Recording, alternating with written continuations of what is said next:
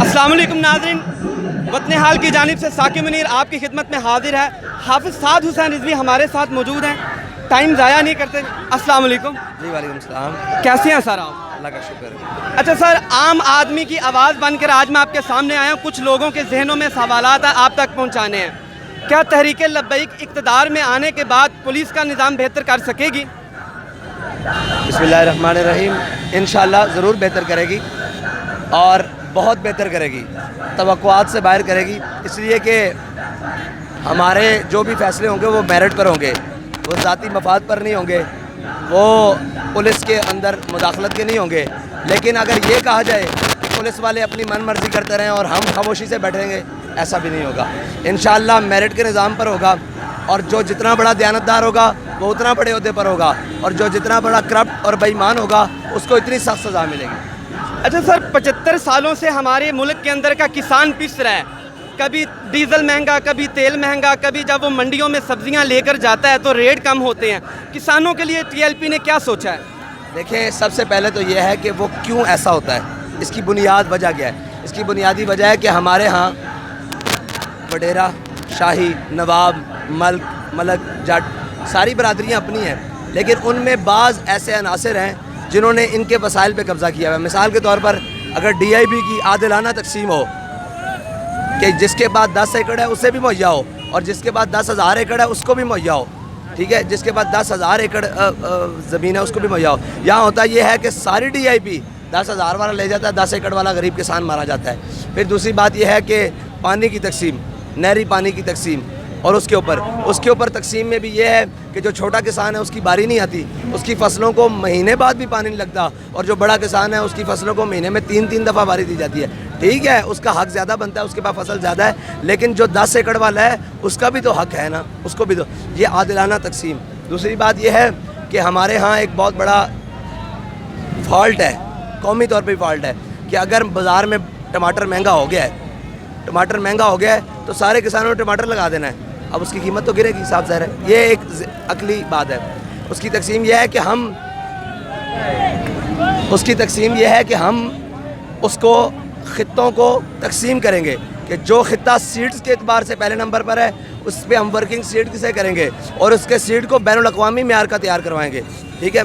और जो खित्ता मिसाल के तौर पर शुगर कैन का है, उस खित्ते के ऊपर शुगर कैन लगेगा पाकिस्तान में जो बाकी है, और उन फसलों को मुनाफा बख्श इस सूरत में बनाया जा सकेगा कि उनके मुकाबले में जहाँ कम पैदावार वाली ज़मीनें कम हैं, वहाँ पर वो रिसर्च की जाए कि यहाँ ज़्यादा पैदावार कैसे की जा सकती है, और इंशाल्लाह होगी। हमारे यहाँ क्या है, हमारे जो रिसर्च डिपार्टमेंट बीज निकालते हैं वो 4 साल पहले किसान इस्तेमाल करके छोड़ चुका होता है, क्योंकि यहाँ पर प्राइवेटाइजेशन इतनी ज़्यादा मजबूत है, और वो पैसे लेकर जो सरकारी इमलाक और गाड़ियाँ यूज़ करते हैं, वो अपना जो फार्मूलेज़ हैं वो प्राइवेट कंपनियों को बेच देते हैं। इन सारी चीज़ों को रोकना होगा, एक एक चीज़ को रोकना होगा। उसके बाद है हमारे ज़रई पार्ट्स जो है, पार्ट्स इनके ऊपर वर्किंग है। जदीद से जदीद और कदीम से कदीम पाकिस्तान की खित्ता अर्ज़ के मुताबिक आप देख रहे हैं लैंड कटिंग हो रही है, ज़रई ज़मीनों पर लैंड कटिंग हो रही है, इसको हम बंद करवाएंगे। और आपने देखा कि ये बागात काटे जा रहे हैं, इसको हम बंद करवाएंगे, क्योंकि ये ज़रूरत है। और जो लैंड माफिया कर रहा है इस टाइम पाकिस्तान के साथ, जहाँ जिसके पास 10 एकड़ है वो ज़मीन काट के बैठ जाता है, इसकी तकसीम बंद करेंगे इसको, ठीक है। पाकिस्तान एक ज़री मुल्क है, और अगर ये ज़मीनें उगाना बंद कर गई तो हम खाएंगे कहाँ से?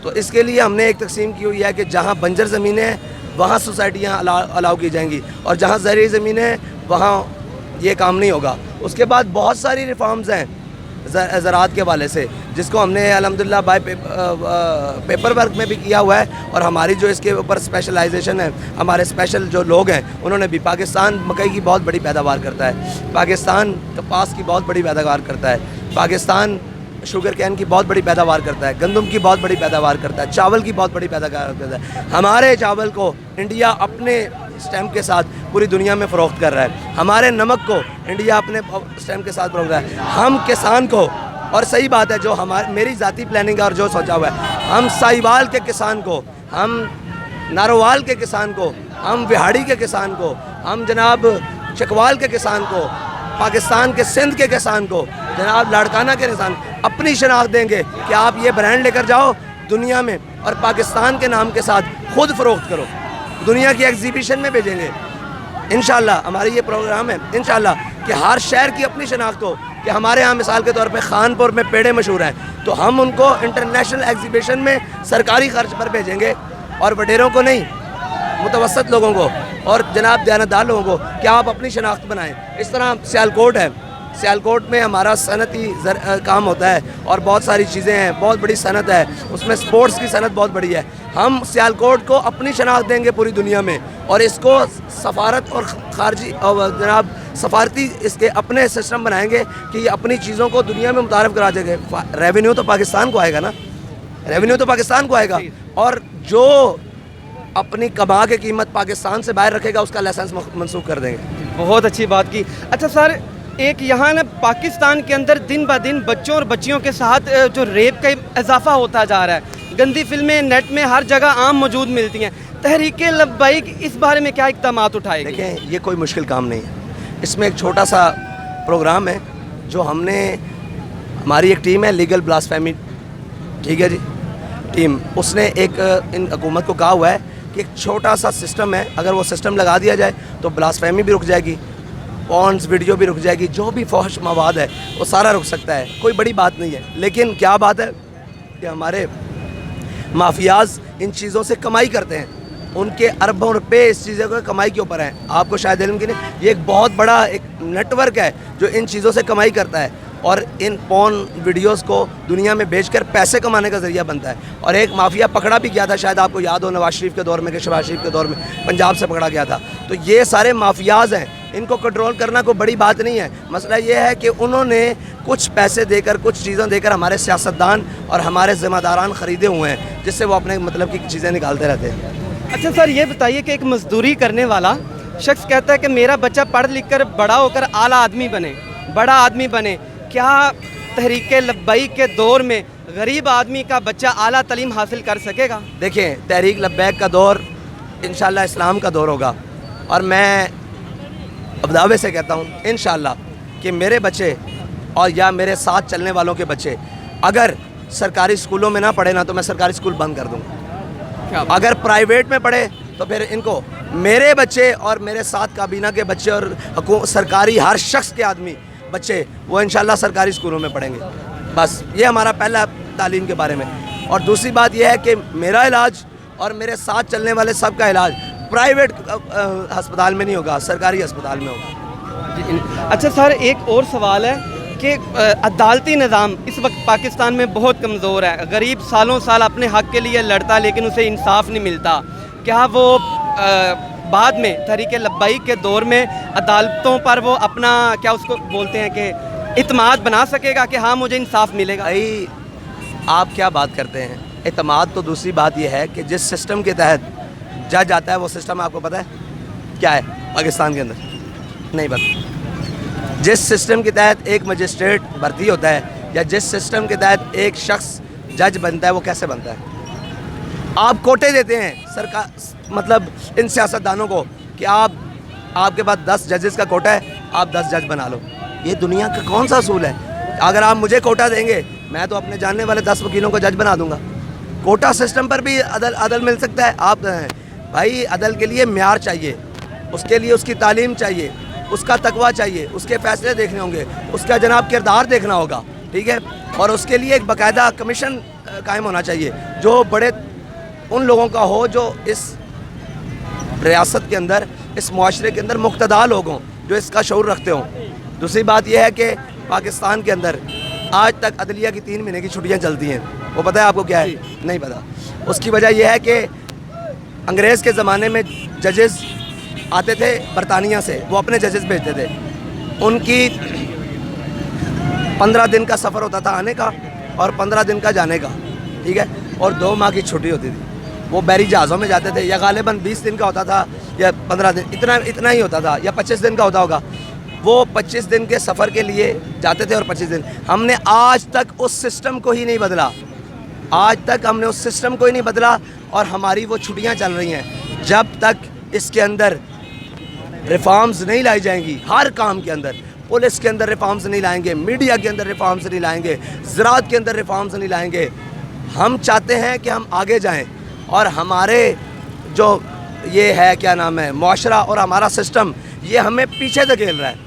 جب تک ہم اس کے اندر ریفارمز نہیں لائیں گے اس وقت تک پاکستان کے اندر یہ چیزیں نہیں بن سکتی. سر آخر میں یہ ڈاکٹر عافیہ صدیقی کی بہن کا بھی انٹرویو چلا ہے, پورے ملک نے دیکھا ہے کہ وہ کہہ رہی ہیں کہ کوئی تو آئے کم سے کم مجھے چھڑانے نہیں, قرآن کے صفحات کی بے حرمتی کی گئی. کیا تحریک لبیک عملی اس میں کوئی کیا کردار ادا کرے گا عملاً؟ دیکھیں وہ ڈاکٹر عافیہ صدیقی کا امتحان نہیں ہے, وہ پوری امت کا امتحان ہے, قوم کی بیٹی ہے نا, قوم کا امتحان. اس کے لیے ہم نے عملی طور پر ابھی اپنا مطالبہ رکھا ہوا ہے کہ ہم حکومت پاکستان کو اس بات کے اوپر ایگری کریں گے, اس بات کے اوپر لائیں گے کہ وہ فی الفور عملی اقدامات کرے اور وہ سفارتی ہوں خارجی ہوں جو بھی معاملات ہیں وہ کرے اور امریکہ کے ساتھ بات کرے. اگر ریمنڈ ڈیوس یہاں سے جا سکتا ہے, اگر وہ کہتے ہیں ہمیں پیسے چاہیے تو میں چوک کے اوپر دونوں ہاتھ لے کر کھڑا ہو جاؤں گا کہ میں نے اپنی بہن کو واپس لانا ہے, مجھے قوم اتنے پیسے چاہیے. اگر وہ کہتے ہیں کہ ہمیں کچھ جاننے چاہیے یا اس کے بدلے میں قیدی چاہیے تو انشاءاللہ میں بھی تیار ہوں اور میرے کارکن بھی تیار ہیں. ہم اتنی دیر قید کاٹ لیتے ہیں, اس کی قید میں جا کر وہ ہماری بہن کو واپس چھوڑ دیں, ٹھیک ہے. اس کے اندر ہمیں جو کچھ کرنا پڑے انشاءاللہ ہم ان کو اس بات پر مجبور کریں گے, بس اس سے زیادہ بڑی بات کوئی ہو نہیں سکتی. اب میرے پاس حکومت ہوتی تو پھر کبھی دہی کے لیے یہ یا پائے کے لیے جہاز نہ اڑتا, پھر اپنی بیٹی کو لانے کے لیے جہاز اڑتا. بہت شکریہ سر. ایک سوال, صرف ایک سوال. لوگوں کا یقین تھا کہ جب عمران خان آئے گا ان چوروں ڈاکوں لٹیروں کو وہ لٹکائے گا, لیکن آتے ساتھ وہ نظام ہی چینج ہو گیا, وہ مافیا کے آگے اس نے گھٹنے ٹیک دیے. سر کیا لبیک پاکستان ان کو معاف کرے گی, عام معافی کا اعلان کرے گی, یا ان کے لیے کچھ سزائیں وہ کن کے لیے؟ یہ جنہوں نے پاکستان کو بیچا, جو غدار وطن ہے. گناہ گار کے لیے معافی ہے, غدار کے لیے معافی نہیں ہے. بس سادہ سا جملہ ہے, گناہ گار کے لیے معافی ہے. اگر کوئی گناہ گار بن کے آتا ہے یہ میں نے قوم کا پیسہ لوٹا ہے بیت المال میں جمع کر دو تو ہم اس کو گناہ گار سمجھتے ہیں. اگر کوئی پاکستان کا پیسہ لوٹ کے باہر کے بینکوں میں رکھتا ہے تو وہ پاکستان کا غدار ہے, ٹھیک ہے. اور میرے خیال سے میرا جو ذاتی رائے ہے, یہ ہمارے الیکشن کمیشن کو ایک قانون بنانا چاہیے جس کے بینک اکاؤنٹس باہر ہیں, جس کی جائیدادیں باہر ہیں, جس کا کچھ بھی 1 روپیہ بھی پاکستان ملک سے باہر ہے, وہ کہیں بھی ہے, اس کو پاکستان کے اندر الیکشن لڑنے کی اجازت نہیں ہونی چاہیے.